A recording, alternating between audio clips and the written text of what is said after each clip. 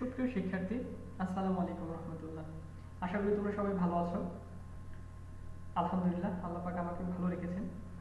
গত ক্লাসগুলো ধারাবাহিকতায় আজকে আমাদের ৬ নম্বর ক্লাস উচ্চতর গণিতের, এবং আজকের ক্লাসে আমরা জানবো কিভাবে আমরা সমীকরণ জোটের সমাধান নির্ণয় করতে পারি।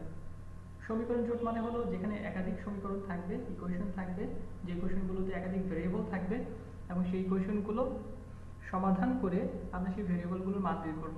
যেমনটা তোমরা নবম দশম শ্রেণীতে করেছ। তোমরা একাধিক পদ্ধতি সম্পর্কে ইতিমধ্যেই জানো, যেমন অপনয়ন পদ্ধতি, প্রতিস্থাপন পদ্ধতি, এবং আজকে আমরা যে দুইটা পদ্ধতি সম্পর্কে জানবো, একটা হলো ক্রেমারের নিয়মে সমীকরণ জোটের সমাধান নির্ণয় এবং আরেকটি হলো ম্যাট্রিক্সের সাহায্যে সমীকরণ জোটের সমাধান নির্ণয়। প্রথমে চলো আমরা জেনে নিই কিভাবে ক্রেমারের নিয়মে আমরা সমীকরণ জোটের সমাধান নির্ণয় করতে পারবো। এটি ক্রেমারের নিয়ম। এটি মূলত গ্যাব্রিয়েল ক্রেমার, একজন ম্যাথমেটিশিয়ান, জেনেভান ম্যাথমেটিশিয়ান। তিনি 1750 সালে এই পদ্ধতিতে সমীকরণ জোট সমাধানের নিয়মটি প্রকাশ করেন এবং তার নাম অনুযায়ী আমরা এটাকে ক্রেমারের নিয়মের সমাধান বলে থাকি। তাহলে এই নিয়মে বা উনার দেওয়া নিয়মে যদি আমরা কোনো সমীকরণ জোট সমাধান করতে চাই, কি করতে হবে? এটা এখন আমাদের প্রশ্ন। ওকে, সেই প্রশ্নের উত্তর জানার জন্য আমরা একটি প্রশ্নের সমাধান করি। সেটা হলো নির্ণয়কের সাহায্যে নিচের সমীকরণ জোটকে সমাধান করো। দেখো, এখানে আমাদের তিনটি ইকুয়েশন দেওয়া আছে এবং প্রত্যেকটি ইকুয়েশনে তিনটি করে ভেরিয়েবল রয়েছে। প্রথম ইকুয়েশনটি হলো 2x + y - 2z = 10, দ্বিতীয় ইকুয়েশনটি হলো 3x + 2y + 2z = 1 এবং তৃতীয় ইকুয়েশনটি হলো 5x + 4y + 3z = 4। এখন এই তিনটি ইকুয়েশনে ভেরিয়েবল যেগুলো রয়েছে, যেমন x, y, z, প্রত্যেকটাতেই এই ভেরিয়েবলগুলো সহ প্রথম ইকুয়েশনে x এর সহগ 2, y এর সহগ 1 এবং z এর সহগ -2। দ্বিতীয় ইকুয়েশন x এর সহগ 3, y এর সহগ 2 এবং z এর সহগ 2। তৃতীয় ইকুয়েশন x এর সহগ 5, y এর সহগ 4 এবং z এর সহগ 3। এখন আমরা যদি ক্রেমারের নিয়মে এই সমীকরণ জোট বা এই তিনটি সমীকরণকে সমাধান করে x, y, z এর মান নির্ণয় করতে চাই, তাহলে আমাদেরকে যে প্রক্রিয়াটা অনুসরণ করতে হবে, সেই প্রক্রিয়ায় প্রথমে আমাদেরকে d এর মান নির্ণয় করতে হবে।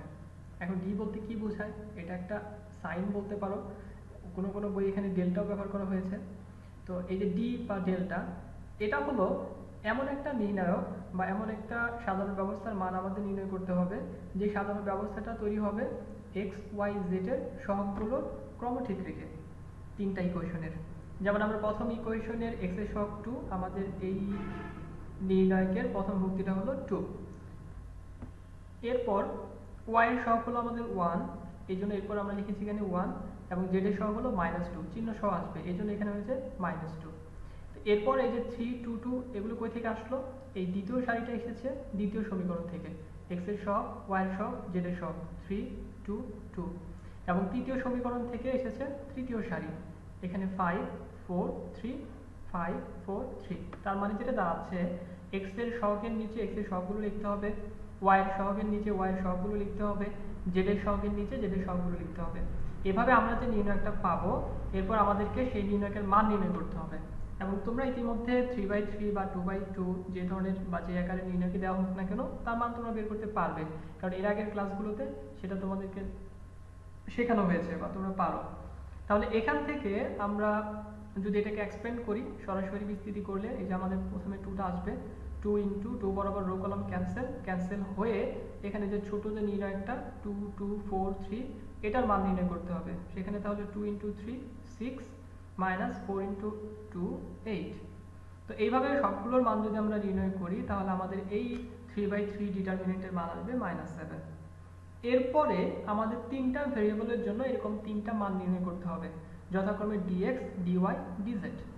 তাহলে আমরা যদি dx-টা নির্ণয় করি, তাহলে d এবং dx এর মধ্যে পার্থক্যটা কি হবে?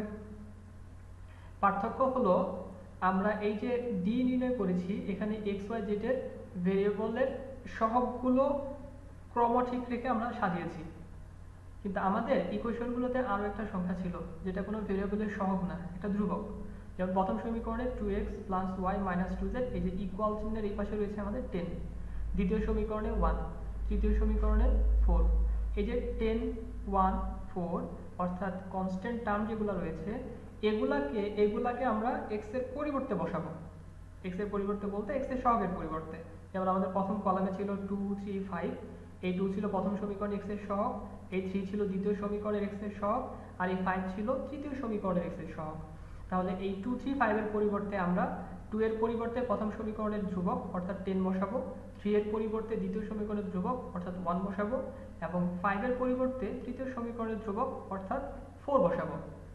এখন আমাদের নতুন আরেকটা সাধারণ ব্যবস্থা হলো, আরেকটা নির্ণয় হলো, এবং এটার মান যখন আমরা নির্ণয় করব একইভাবে ক্যালকুলেশন করে আমরা পাবো -7। তাহলে এরপরে dy-টা কি হবে? আমাদেরকে এই নির্ণয়কের অর্থাৎ মূল যে নির্ণয়টা আমরা গঠন করেছিলাম, x এর সহগগুলো থাকবে, z এর সহগগুলোও থাকবে, কিন্তু এই যে y এর সহগগুলো আমরা ধ্রুবক দ্বারা পরিবর্তন করে দিব। যখন dz নির্ণয় করব তখন z এর সহগগুলো আমরা ধ্রুবক দ্বারা পরিবর্তন করে দিব। তাহলে দেখা যাক কি আসে। এই যে আমরা যখন dy নির্ণয় করছি তখন আমাদের y এর সহগের যে কলামটা ছিল, দ্বিতীয় কলাম, এখানে ধ্রুবক অর্থাৎ 10 1 4 এটা চলে এসেছে। তো এখন এটা যদি আমরা মান নির্ণয় করি তাহলে আমাদের আসবে -14।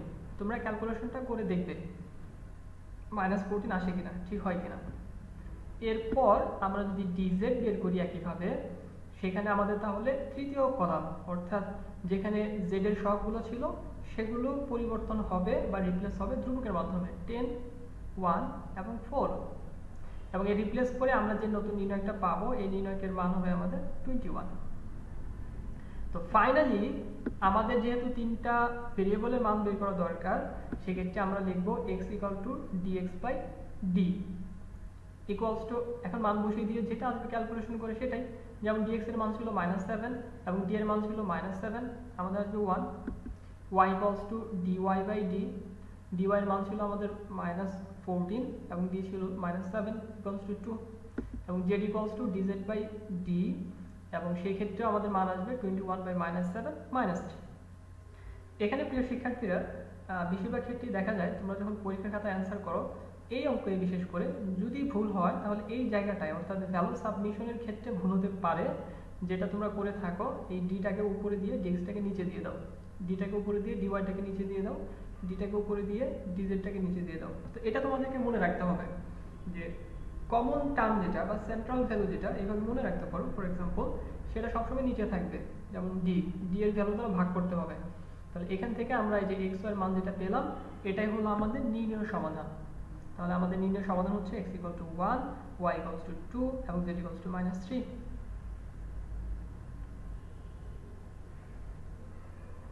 ওকে, তোমরা যদি কোনো জায়গায় বুঝতে না পেরে থাকো তাহলে যেহেতু আজকে সরাসরি প্রশ্ন করার সুযোগটা তোমরা পাচ্ছ না, তোমরা কমেন্টে লিখতে পারো, I will try to answer all the questions.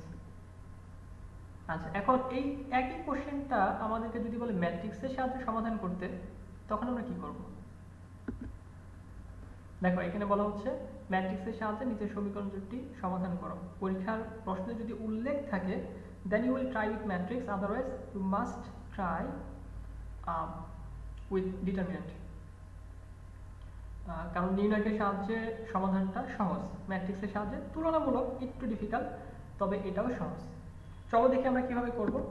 এই ক্ষেত্রে প্রদত্ত সমীকরণ জোটকে আমাদেরকে ম্যাট্রিক্স আকারে প্রকাশ করতে হবে। সেই ম্যাট্রিক্সটা কিভাবে হবে? প্রথমে একটা অ্যাগমেন্টেড ম্যাট্রিক্স তৈরি করতে হবে আমাদের, অর্থাৎ x y z এর সহগগুলো নিয়ে আমরা একটা ম্যাট্রিক্স পাবো। এই যে 2 1 -2 3 2 2 5 4 3, এই যে এই ভুক্তিগুলো নিয়ে ক্রমান্বয়ে প্রথম সারি, দ্বিতীয় সারি, তৃতীয় সারি আমরা একটা ম্যাট্রিক্স পাচ্ছি। এর সাথে আমাদের গুণ আকারে লিখতে হবে একটি column matrix x y z ভেরিয়েবলগুলো। এবার দেখো, আমরা যদি এই যে প্রথম সারির সাথে এটাকে গুণ করি, তাহলে প্রথম সমীকরণের লেফট সাইডটা আমরা পাবো 2x + y - 2z, 2 × x 2x, এরপর দ্বিতীয়টার সাথে দ্বিতীয়টা 1 × y + y, তৃতীয়টার সাথে তৃতীয়টা -2 × z - 2z, 2x + y - 2z। তো ইকুয়ালস টু দরকার হলো আমাদের 10। এই জন্য এটা ইকুয়ালস টু আমরা লিখব এই যে আমাদের কনস্ট্যান্ট যে ভ্যালুগুলো আছে এগুলোর দ্বারা গঠিত একটি কলাম ম্যাট্রিক্স 10 1 4। তো এখন আমাদের এই যে সিস্টেমটা, এখানে যে ম্যাট্রিক্সগুলোর মাধ্যমে আমরা প্রকাশ করেছি, এইটা কিন্তু আমাদের এই তিনটা সমীকরণকেই রিপ্রেজেন্ট করে। অর্থাৎ এখানে যদি আমরা গুণ করে আমরা যেটা পাবো তার সাথে এই পাশের কলাম ম্যাট্রিক্সটাকে ইকুয়েট করলে আমাদের আগের তিনটা সমীকরণ যেটা থেকে আমরা লিখেছি সেটা চলে আসবে। এখন এই জায়গায় আমরা যদি লেফট সাইডে x y z এটাকে রেখে দেই, তাহলে এই যে ম্যাট্রিক্সটা এই ম্যাট্রিক্সটাকে আমরা অপর পাশে ইনভার্স করে দিতে পারবো। যেমন দেখো পাশে আমরা লিখেছি, বা আমাদের যে এক্স ওয়াই জেড কলাম ম্যাট্রিক্সটা থাকলো, এই ম্যাট্রিক্সটা যদি আমরা এই পাশে দিয়ে দিই, রাইট সাইডে দিয়ে দিই, তাহলে এটা ইনভার্স হয়ে যাবে।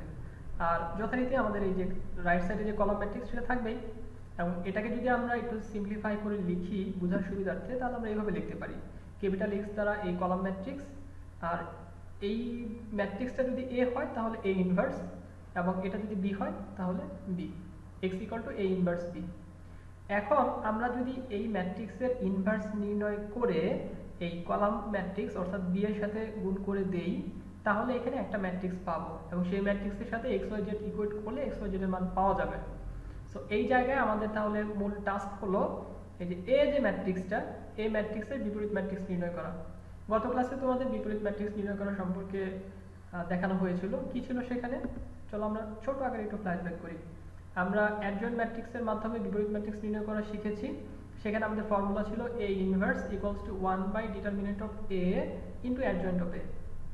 যে ধাপগুলো আমরা অনুসরণ করতাম, প্রথমে ডিটারমিনেন্ট বের করে দেখতাম যে ম্যাট্রিক্সের মানটা শূন্য হয় কিনা। যদি শূন্য হয় তাহলে সেটা হয়ে যায় সিঙ্গুলার ম্যাট্রিক্স, এবং সেই ক্ষেত্রে আমাদের বিপরীত ম্যাট্রিক্স নির্ণয় করা সম্ভব হবে না। আর যদি শূন্য না হয় তখন আমরা সেটার অ্যাডজয়েন্ট বের করে এই যে ফর্মুলা যেটা A inverse equals to 1 by determinant of A adjoint of A, এই ফর্মুলা ব্যবহার করে এ ইনভার্স নির্ণয় করেছি। তাহলে আমাদের এই অঙ্কের ক্ষেত্রে এখন টাস্ক যেটা, সেটা হলো এই যে এ ম্যাট্রিক্স, এটার বিপরীত ম্যাট্রিক্স বের করে এই ইকুয়েশনের মধ্যে বসিয়ে গুণ করে এক্স ওয়াই জেড এর মান বের করো। তাহলে এখন যদি আমরা এ ম্যাট্রিক্সের বিপরীত ম্যাট্রিক্স বের করতে চাই, কি করব? প্রথমে এ ম্যাট্রিক্সের ডিটারমিনেন্টটা বের করব। এখানে একটা জিনিস কিন্তু কনফিউশনে পড়ার কোনো কারণ নেই। এই ম্যাট্রিক্সটা তোমার কোশ্চেনে প্রদত্ত কোনো ম্যাট্রিক্স না, এখানে আমরা ধরে নিয়েছি জাস্ট এই যে কলাম ম্যাট্রিক্স, এটাকে ধরেছি আমরা এক্স, এরপরে এই যে ম্যাট্রিক্সটার ইনভার্স ভিতরের এই ম্যাট্রিক্সটাকে ধরেছি আমরা এ, তাহলে হয়ে যাচ্ছে এ ইনভার্স, আর এটাকে ধরেছি আমরা বি। তুমি এখানে যদি সি ধরো, এখানে যদি ডি ধরো, নো প্রবলেম, জাস্ট এটা আমরা আমাদের ক্যালকুলেশনের সুবিধার্থে। আচ্ছা, তাহলে প্রথমে ডিটারমিনেন্ট আমরা বের করে দেখলাম, এটা হলো -7, তারপরে এটার বিপরীত ম্যাট্রিক্স নির্ণয় করা যাবে, এবং ডেফিনেটলি এই ক্ষেত্রে যাবে। এরপর আমাদের ধাপটা কি, সহগুণক বের করা। যেমন a11 প্রথম ভুক্তি সহগুণক যদি আমরা বের করি, তাহলে প্রথম ভুক্তিটা আমাদের 2, এটা ধরে রো কলাম আমরা ক্যান্সেল করে দিব, এই সারিটা চলে যাবে, এই কলামটা চলে যাবে, তাহলে আমাদের থাকবে 2 2 4 3। এবং এদেরকে যদি আমরা গুণ করি, 2 ইন্টু 3 হবে 6, 4 ইন্টু 2 হবে 8, তাহলে 6 - 8 - 2। এইভাবে প্রত্যেকটা ভুক্তির সহগুণক বের করতে হবে, যেভাবে তোমরা ইনভার্সের ক্যালকুলেশনগুলো করেছো, ইনভার্স ম্যাট্রিক্সের। গতদিন তোমাদের হোমওয়ার্ক ছিল, অনেকেই হোমওয়ার্ক সাবমিট করেছো। এরপর আমরা সহগুণক ম্যাট্রিক্সটা পেয়ে যাব সেখান থেকে, এবং আমরা যদি অ্যাডজয়েন্ট বের করতে চাই, তাহলে adjoint of A equals to হবে এই যে আমাদের মূল ম্যাট্রিক্সের ভুক্তিগুলোকে তাদের সহগুণক দ্বারা রিপ্লেস করে যেটা পাবো তার ট্রান্সপোজ, তোমরা যেভাবে ঠিক বিপরীত ম্যাট্রিক্স নির্ণয় করেছো সেভাবেই।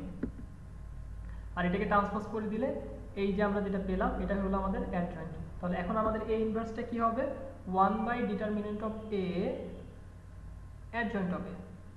এখানে তোমাদের একটা জিনিস সতর্ক থাকতে হবে, সেটা হলো অনেকেই এই যে ডিটারমিনেন্ট অফ এ লিখতে গিয়ে বা ডিটারমিনেন্ট অফ এর মান বসাতে গিয়ে মডুলাস অফ -7 করে ফেলো এই ধরনের অঙ্কগুলোতে, যেটাতে মাইনাস থাকে। তো ওইটা কিন্তু মডুলাস না, ওটা হলো এ ম্যাট্রিক্সের ডিটারমিনেন্ট, মানে তার মান।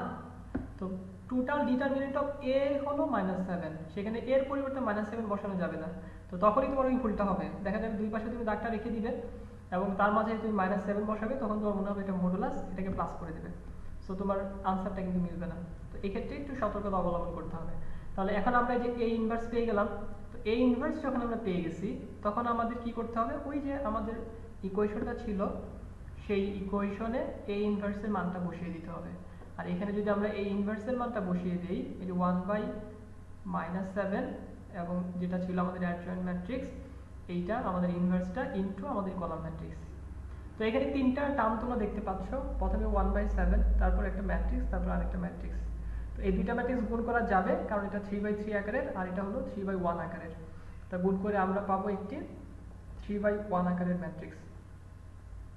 আচ্ছা, যাই হোক, এখন এই গুণ করার ক্ষেত্রে এটা একটা স্কেলার, আমরা চাইলে এই স্কেলার দ্বারা ম্যাট্রিক্সের সবকটা ভুক্তিকে গুণ করে তারপরে এর সাথে গুণ করতে পারি, অথবা এই দুইটা ম্যাট্রিক্স গুণ করে তারপরে স্কেলার দিয়ে গুণ করে দিতে পারি।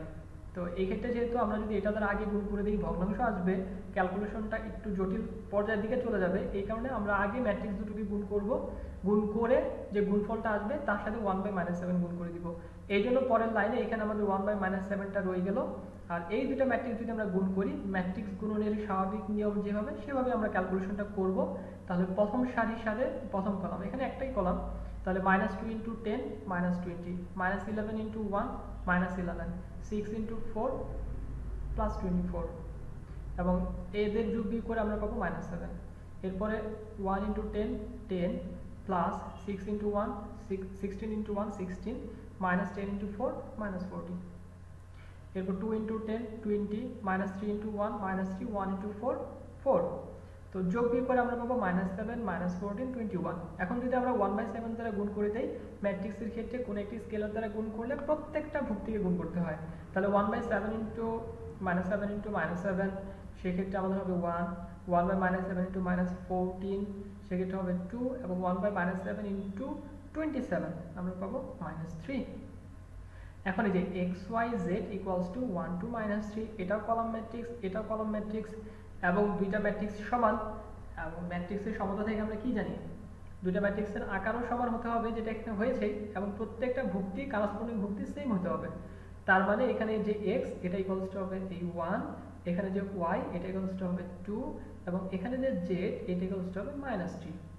তাহলে নির্ণয়ের সমাধান x = 1, y = 2, এবং z = -3, যেটা আমাদের আগের যে আনসারটা ছিল, অর্থাৎ কেবারের নিয়মে সমাধান করে আমরা যে আনসারটা পেয়েছিলাম ঠিক সেরকমই। তাহলে এই যে দুইটা নিয়ম তোমাদেরকে দেখানো হলো, এই দুইটা নিয়ম থেকে বিভিন্ন বোর্ডে কোশ্চেনগুলো কিভাবে এসেছিল, এবং আরো বেশ কিছু অতিরিক্ত এক্সারসাইজ তোমরা পাবে কেতাবউদ্দিন স্যারের বইয়ের 13 নম্বর কোশ্চেনে। তাই 13 নম্বর কোশ্চেনে সবগুলো অঙ্ক তোমাদের হোমওয়ার্ক থাকলো, এবং ডেফিনেটলি তোমার কোনো অঙ্কে যদি সমস্যা হয়, কনফিউশন তৈরি হয়, তাহলে তোমরা আমার সাথে কনসাল্ট করতে পারো, যে কোনো সময় আমাকে নক দিতে পারো, আমি চেষ্টা করব তোমাদের সমস্যাগুলো সমাধান করে দেওয়ার জন্য। পরবর্তী ক্লাসে আমরা চলে যাব অনুশীলনীর বাকি যে কোশ্চেনগুলো, অর্থাৎ যেগুলো আমাদের সমাধান করা হয়নি, ক্যাটাগরি বেসড প্রবলেমগুলো আমাদের মোটামুটি হয়ে গেল আজকে। এরপর আমাদের কেতাবউদ্দিন স্যারের বইয়ের অনুশীলনী ধরে, অর্থাৎ 18টা কোশ্চেন রয়েছে, যে কোশ্চেনগুলো সলভ করা হয়নি আমরা ইনশাআল্লাহ চেষ্টা করব সবগুলো কোশ্চেন সমাধান করে ফেলার জন্য।